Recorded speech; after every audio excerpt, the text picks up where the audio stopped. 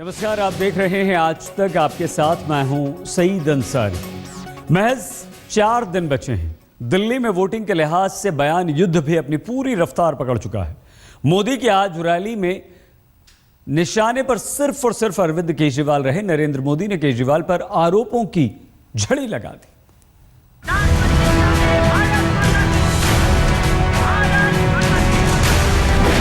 मोदी का वार नंबर 1। काली रात, आधी काली रात, घनघोर काली रात। और घनघोर काली रात में काले धन के काले कारनामे, ये तो देश में पहली बार पता चला है। मोदी का वार नंबर 2। जो लोग स्विस बैंक में किसका अकाउंट है, उसके अकाउंट नंबर जेब में लेकर के घूमते थे, उन्हें यह मालूम नहीं कि उनके अकाउंट में किसके पैसे आते हैं, बोले हमें मालूम नहीं। मोदी का वार नंबर 3। दूसरे टेम्पररी आए, वे छोटे थे, नए थे, ताकत कम थी, तो 15 साल तो बर्बाद नहीं कर पाए। 1 साल आपका तबाह कर दिया इन लोगों ने। ये केजरीवाल पर मोदी का ताबड़तोड़ है। अपनी तीसरी रैली में मोदी ने केजरीवाल पर आरोपों की तमाम मिसाइलें दाग दी।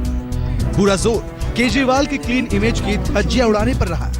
केजरीवाल की कथनी और करनी में फर्क पर सवाल भी उठाए गए, तो आम आदमी पार्टी के हाथों में सत्ता जाने पर सावधान रहने की हिदायत भी पेश की गई।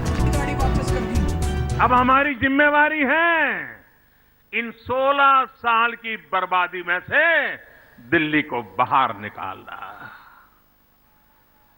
16 साल की गलतियों को सुधारना और विश्व में गौरव के साथ सीना तान करके कह सके ऐसी देश की राजधानी बनाना, ये बहुत बड़ा भगीरथ काम। उस काम को करने के लिए हमने बिड़ा उठाया। मोदी आज पूरे आक्रामक अंदाज में दिखे। पिछली रैलियों में वो विकास के एजेंडे पर वोट मांगते दिखे थे, लेकिन आज केजरीवाल और कांग्रेस की बखिया उधेड़ते दिखे। जब हमलों का सिलसिला खत्म हो गया तो बीजेपी को पार्टी विद डिफरेंस साबित करने की कोशिश भी हुई। मोदी ने खुद का हवाला दिया, 9 महीने के कामकाज का हवाला दिया और दिल्ली की सत्ता बीजेपी को सौंप देने की फरियाद हवा में उछाल दी। देश की राजधानी, उसका खाका मैं खींचता हूं, जरा चित्र मेरे मन में बनाता हूं, तो मुझे लगता है कि ये जिम्मेवारी मुझे भी निभानी चाहिए। और इसलिए मैं आपको विश्वास दिलाने आया हूं, आपके सपने मेरे सपने। मोदी ने नई दिल्ली का नारा दिया, बदली दिल्ली की बात की। एक ऐसी दिल्ली की जो जनरेटर कैपिटल नहीं, पावर जनरेशन कैपिटल होगी। उन्होंने रूफ टॉप पावर जनरेशन की थ्योरी भी आगे बढ़ाई। भूमि अधिग्रहण की बात की तो अध्यादेशों को लेकर विपक्ष के हमले का भी जवाब दिया।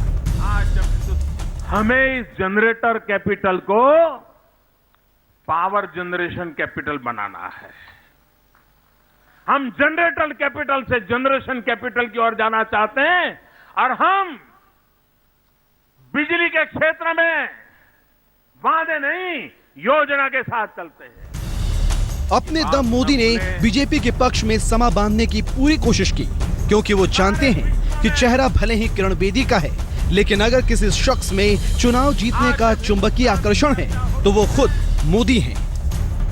सारा दारोमदार उन्हीं पर है, इसलिए मोदी कोई कोर कसर नहीं छोड़ रहे। रैलियों में माहौल कुछ बदला हुआ सा है।